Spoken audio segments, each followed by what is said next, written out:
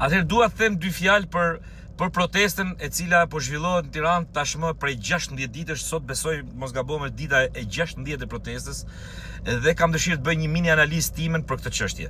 Më kanë thënë shumë pse s'del, pse s'bën, pse s'flet, pse s'bën. Unë kam fol në emisionin tonë në Fix Fare, kam fol edhe nëpërmjet reagimeve të mia në Instagram, në story, por tani dua të bëj një analizë me zë dhe me figurë se si e shikojnë protestën në këto 16 ditë. E para, protesta në vetvete është diçka që duhet përgëzuar, duhet duartrukitur, duhet mbështetur në çdo lloj rasti, sepse fakti që një popull apo një komb apo disa njerëz protestojnë, kjo do të thotë që nuk jemi më në gjumë. Ose edhe nëse kemi qenë gjumë deri para ca kohëve, tashmë nuk jemi më. Pra nuk është një popull që fle, është një popull që reagon, që proteston, që e ngres zërin, që ankohet dhe që në fund ditës thot mendimin e vet dhe shpreh dëshirën e vet për të ardhmen e tij. Dhe kjo është një gjë shumë e mirë dhe absolutisht çdo lloj proteste është shej demokracie, shej mendësie të re, shej atë dashurie, quheni si doni, dhe protesta jon i ka të gjitha këto. Pa diskutim fare. Nëse ti proteston për problemin tënd personal, nëse ti proteston pastaj edhe për një problem më madhor, më social e kështu me radhë. Pavarësisht gjës, protesta është gjithmonë për të përgëzuar, për të duartrokit dhe për të mbështet. Një kjo. Si e shikoj unë tani protestën nga jashtë? Unë protestuesit në fakt i shikoj në të mirë dhe në të këqij. Janë ata të këqit, po flas për të këqit një herë, se pastaj do flas për të mirët, sepse ata meritojnë për t'i lënë përfund, për ëmbëlsira përfund, po do flas një herë për të këqit. Të këqit janë gjithë këta, o miq, këta pisat mediatik dhe pisat politik që janë infiltruar në protestë. Si t'i dallojmë, thoni ju? Janë krejt kollaj, i shikoni gjithandej. Shikojeni se bëjnë foto, bëjnë story, bëjnë poste live, dalin atje, flasin me mikrofona, i keni aty ndër ju, të cilët po e shfrytëzojnë Fix Fare, po e shfrytëzojnë këtë protestë për interesat e vet personal dhe publik, për të bërë ca followers më shumë, se tash ka dalë nami që ku shkon protesti i rritet dhe Instagrami. Po shkojnë protest për të marrë ca followers më shumë, për të patur një mbështetje nesër, për ta shfrytzuar për kapital politik, se ku janë këta politikanë që ne i shohim këto partitë e vogla, zakonisht i shoh, ku janë këta politikanë që deri dje bënin sikur s'dinin gjë. Deri dje bënin siç bëja edhe unë, patjetër, se edhe unë kam qenë pjesë e kësaj. Po unë jam sot në protestë atje, dalë të them që shiko, Berisha në burg, Rama në burg dhe unë pa faj. Jo, jam dhe unë i fajshëm, jam dhe unë Juli. Është i fajshëm që nuk e ka ngritë zërin më herët, paktën për pjesën e opozitës. Por e kam ngritë zërin për gjëra tjera. Pra, për 100 gjëra kam ngritë, po për 100 gjëra nuk e kam ngritë. Dhe për këtë kam faj dhe unë, patjetër. Po këta, a kanë faj këta? Këta që kanë qenë pjesë e politikës, a kanë faj këta? Këta që kanë qenë pjesë e opinion bërjes nëpër televizione, a kanë faj këta?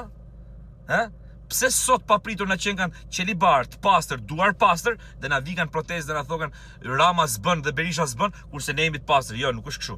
Përpara se ta bëjnë këtë, ka një përgjegjësi publike, duhet t'japin llogari para publikut, përpara se të bënin këtë dhe pastaj të vinin në protestë dhe ti merrnin të mirë qenë. Nga ana tjetër, pra, kjo është pjesa e keqe e protestës, këta që po e shfrytëzojnë, qoftë edhe për një like, e kupton, qoftë edhe për 10 followers më shumë, këta po e shfrytëzojnë protestën. Nga ana tjetër, pastaj janë qeshia mbi tort, janë pjesa e mirë e protestës. Janë vajza, djem, gra, burra, pleq e plaka, adoleshent, të rritur, ku diun, beqar, të martuar, familjar, jo familjar, të cilët kanë dalë sepse vërtet ka një hall. Sepse vërtet secili ka një hall, sepse vërtet secili ka një pakënaqësi me këtë gjë dhe tash është mbush kupa. Se s'është vetëm çështja Zvërneci, Rjolli e këto me radhë. Këtu është 35 vjet bombardim me stres për këtë popull.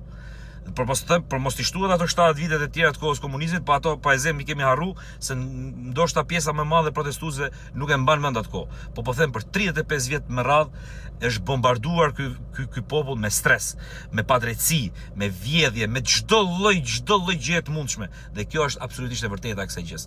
Dhe këtë pjesë të protestës e falenderoj. Pra këto protestues të ndershëm, le të themi, këto protestues genuin, këto protestues si thush që vërtet e kanë jetike protestën, unë i përshëndes, i mbështes, i përulem, i falenderoj, i duartrokas pa fund, sepse vërtet e meritojnë. Vërtet këta po i tregojnë botës, po i tregojnë establishmentit Shqipëri që shiko, shqiptarët nuk janë gjumë, shqiptarëve nuk janë fut kollaj.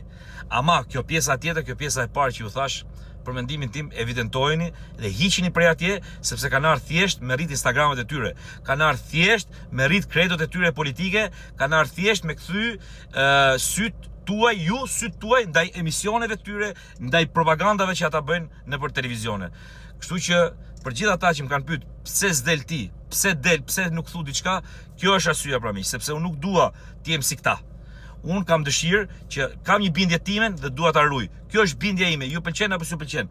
Ama nuk dal atje të them, shiko, unë jam më i miri dhe këta tjerë nuk bëjnë, sepse unë vet jam tash 22-3 vjet pjesë e opinion bërjes dhe absolutisht kam dëshirë dhe unë që përpara se të dal, përpara se ta them fjalën time, të bëj një katarsis me veten time, të reflektoj dhe them, po më vëlla, për 100 gjëra kam pas drejt, po për 100 gjëra kam pas gabim. Dhe s'mund të them që unë kam pas gjithmonë drejt dhe këta kanë qenë gabim. Nuk e bëjmë dot. Kështu që respekt për protestuesin e ndershëm dhe as pak respekt për pisat që shfrytëzojnë këtë protestë.